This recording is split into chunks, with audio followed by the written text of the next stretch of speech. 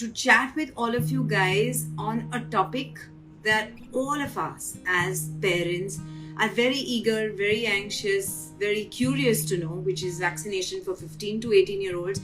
We know that schools and colleges are going to be on. We know that our kids are getting into important examinations, and therefore it is important to understand their mental health, their well-being, their physical health. So please feel free to add in your questions in the question box, which is right next to the comment box, because we want to try and take as many questions as we can.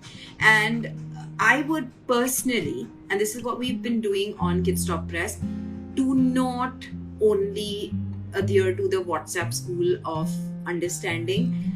Please have it authenticated by a pediatrician or a medical practitioner. We've been sharing a whole bunch of things by other pediatricians as well. We've shared it, our previous video with Dr. Nihar Parekh, where he talks about what are the symptoms, what are the things that you need to watch out for, when do you need to panic, when do you need to again look at hospitalization for your child in case your child has contracted the COVID-19 virus. So that is one part. And of course, all of this is available across our YouTube channel, our podcast, our website, and on Instagram, of course. Most importantly, today we're going to be, like I said, chatting about the vaccine for children between 15 to 18 years of age.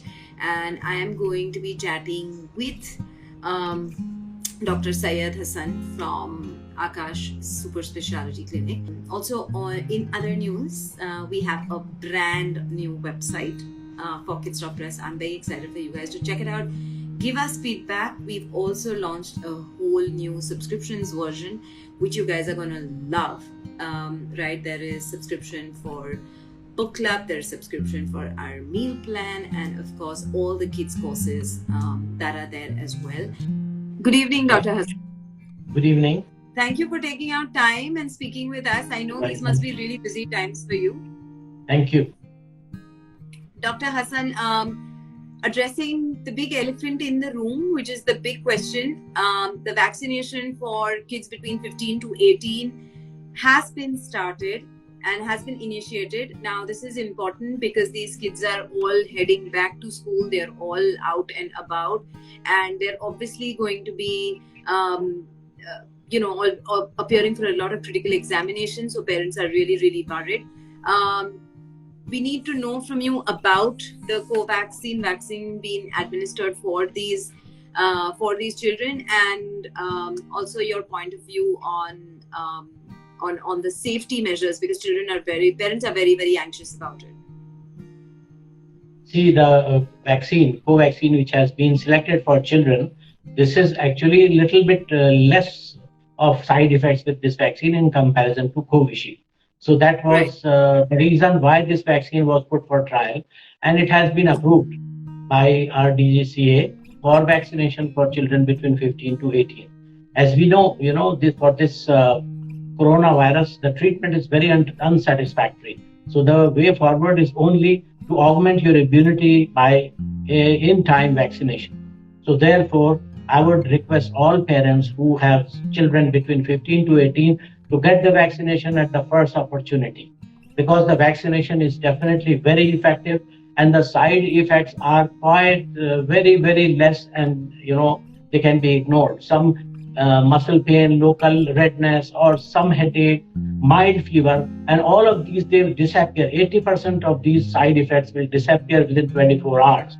So it's not a big deal, its advantage of conferring immunity is a very large benefit. Right. We have Shweta who's asked a question. There is an article out by Dr. Robert Malone, a renowned American virologist, on the side effects of the vaccine for adolescents. It'll be nice to hear your point of view on it, Doctor. Actually, we have seen, not in children, but Covaxin has been administered to so many adults. There's a large number. No serious side effects have really come to the core. Maximum few side effects which were reported, some in the press, which are also not very true, like clotting and clotting, blood clots and all, were reported with Covishield, but not with Covaxin. Covaxin side effects have been less severe, if at all, reported. So it is a very, very safe vaccine, and it has been put through trials before being okay for human use. Right. Everybody wants to know, can the COVID vaccine and the Covaxin vaccine, which has been administered, a lot of people who are contracting the virus at this point in time, which we're so-called addressing as the third wave, are largely children and adolescents, the unvaccinated population. Right. So if children have gotten, and I would address them largely as children under 18, if they have contracted the virus between December and January, what is the kind of gap that we need to keep before we initiate the vaccination for them? Actually, 6 weeks gap after the acute infection is enough for the child to be vaccinated. And we should grab the first opportunity to get them vaccinated, because vaccine definitely, it enlarges the immunity profile, and the child is much safer after vaccine. Even after the viral infection, the immunity that is conferred is not really very strong. So vaccination will only augment the process. Right. So should we look at 6 weeks from the day of testing? Is that a good number to look at? Coming positive, yeah. The days you came positive, after that 6 weeks. Yeah. Right. And what is the kind of gap? Will it be a 1 dose or will it be a 2 dose? And what's the kind of gap between first dose and second dose that we're looking at? 28 days is enough. Between 28. The 2 doses, the gap of 28 days, yeah. Right. And also, doctor, we've got a question. Somebody asked that a lot of children this time, some are showing the symptoms but are still testing negative. So should those parents also be should they also be waiting out that 6-week period, or could we just pass it off as a flu or something and not as COVID itself? See, if they have not tested positive, we should take it as flu only, and we should not, just think that it has been corona without being tested positive. So we should take it as any case of flu and go ahead with the vaccination. Right.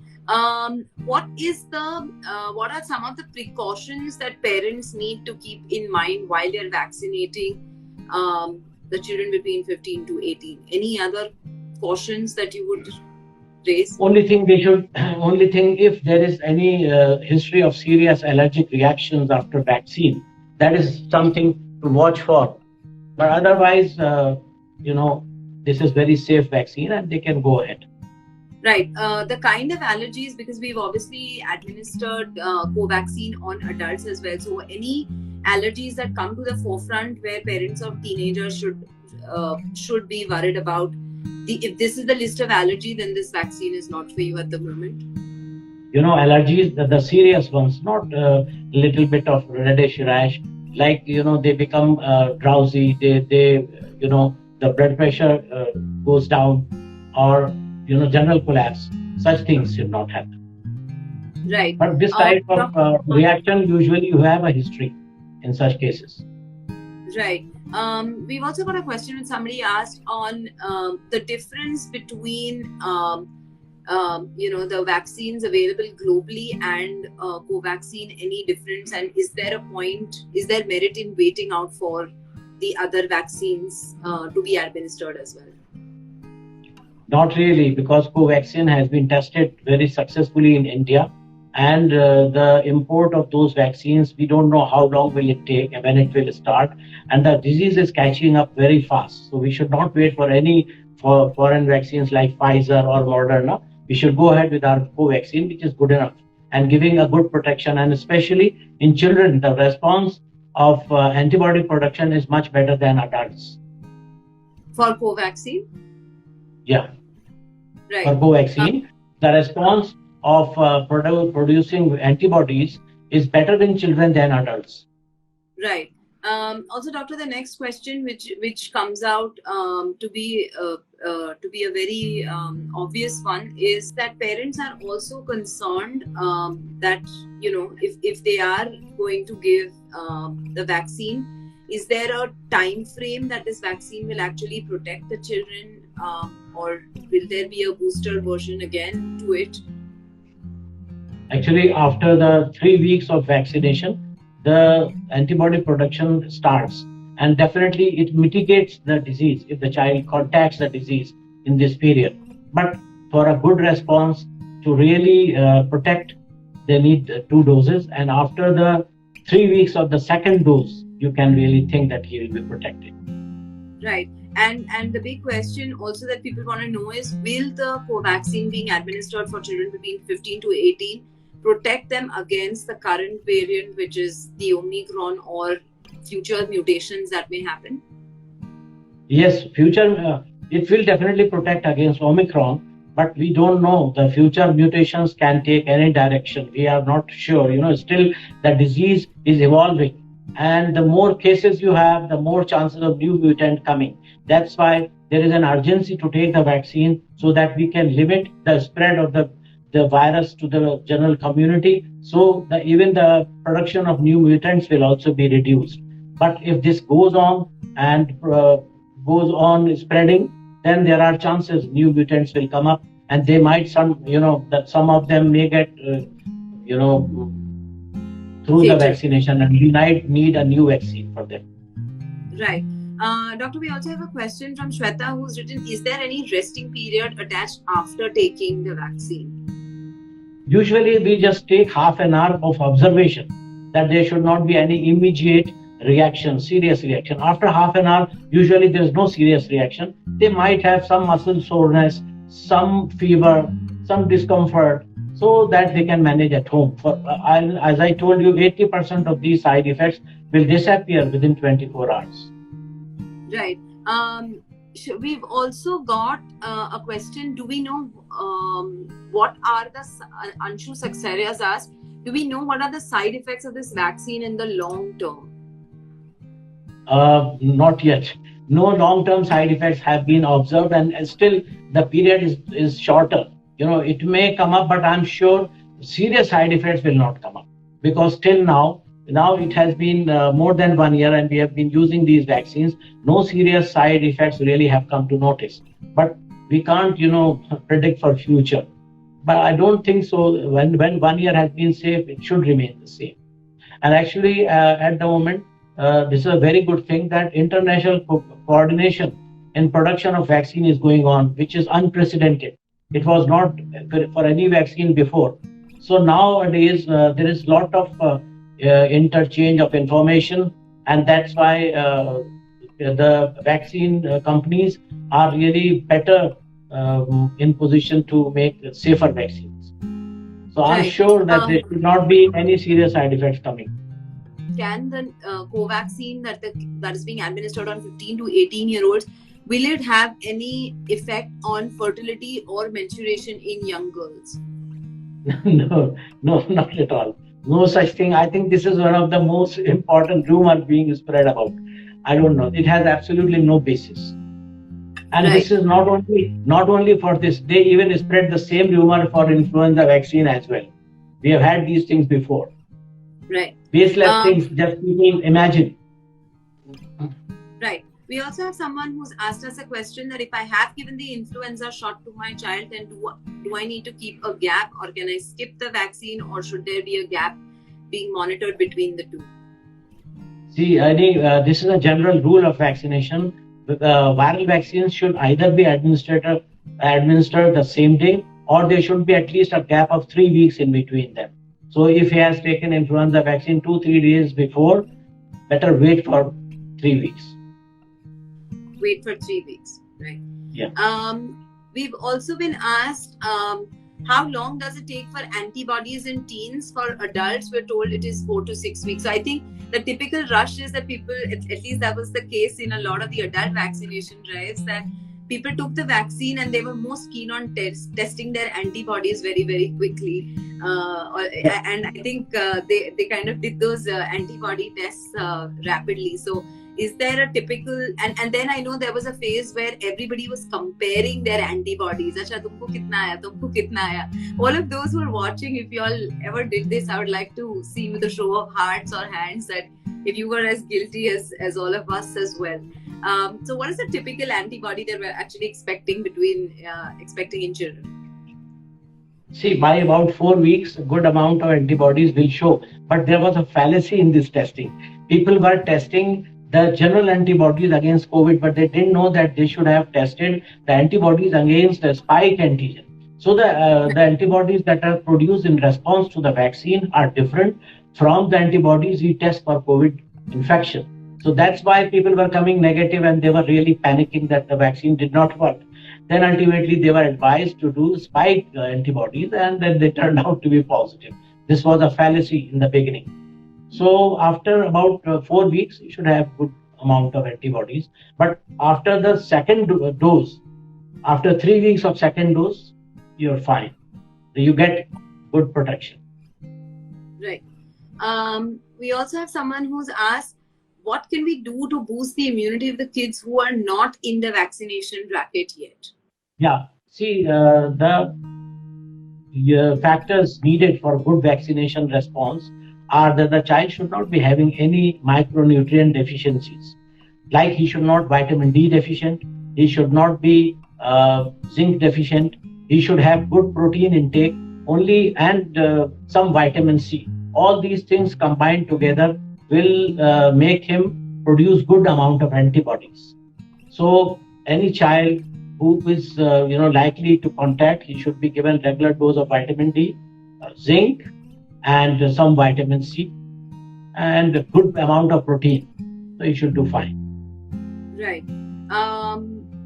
I think, Doctor, we've covered most of the questions that were addressed to the 15 to 18. Of course, there is a large amount of curiosity. When will the vaccination for the 2 to 15-year-olds come up? Is it inadequacy of the vaccines available, or is it testing for the younger children that is the concern? Actually, now at the moment, the trials are going on for 2 years to 15 years. Even in our hospital also, we have such a trial going on. So it is basically to be more, having more precautions for small children. We have to be doubly sure before saying okay. So that's why under some trials are going on. Soon, that will be available for smaller children as well. Right. Doctor, somebody's asked a very valid question. Is it safe to send my child to school when it reopens? I would break that down into when it reopens, if my child is vaccinated and if my child is not vaccinated. See, if the child is vaccinated, obviously it is very, very safe after 3 weeks of second dose. But if the child is not vaccinated, the question here is that how long can you hold the children at home? It has already, affected children in many ways. And, the children are getting depressed, they are getting obese, they are not able to mix with their friends. It is definitely bearing down on their psychology and overall development. So, ideal situation is the child should go to school. But fortunately, because this Omicron variant is not a very serious, disease-causing variant, so I think we can take the chance. If the schools are opening, that is an administrative decision. If they must be considering all these factors. If they open, I think we should not, be over precautious. We should go by government guidelines rather than making our own. Right. Doctor, thank you so much. This has been incredibly helpful. Any last words that you would want to add from the kind of cases that you're seeing around, or anything from the practice which you have seen over the last course of 18 months? We know that suddenly these Omicron cases are coming up in big number. And every day we are dealing with such cases. Children are coming to my OPD and then I see them and I tell them, you must get tested, and they are coming positive. But fortunately, the symptoms are not severe at all. Even in the Delta variant, children's lungs were spared. They were not affected. They never had lack of oxygen in their blood. But later on, after infection, 2-3 weeks, they have some sort of, which is called multi-inflammatory disease of children, MISC. Some children, about 2 per 1,000, would get such a thing. So that's why we would still like that children should be protected. The best thing forward is, first of all, the vaccination. Till you don't have the vaccination, the 3 primary things have to be maintained the basics of protection against corona. The first thing, mask, wearing mask properly, covering your nose as well, not only under the nose. Maximum people, they don't take care and their mask is lying on their lips, which is wrong. The nose should be covered. And then second, they should not go to any place where social distancing becomes impossible. That's a very important. And this corona Omicron is very fast spreading, and it becomes sort of community spread type thing. So therefore, in any room, if somebody comes positive, he might be spreading the virus to the whole room. So you may not be in very close contact, but still you can get it. So that's why wear your mask properly, and then wash your hands very properly after putting soap on your hands. Count till 20 and then only wash with water. So this time the virus needs to be totally neutralized by the soap.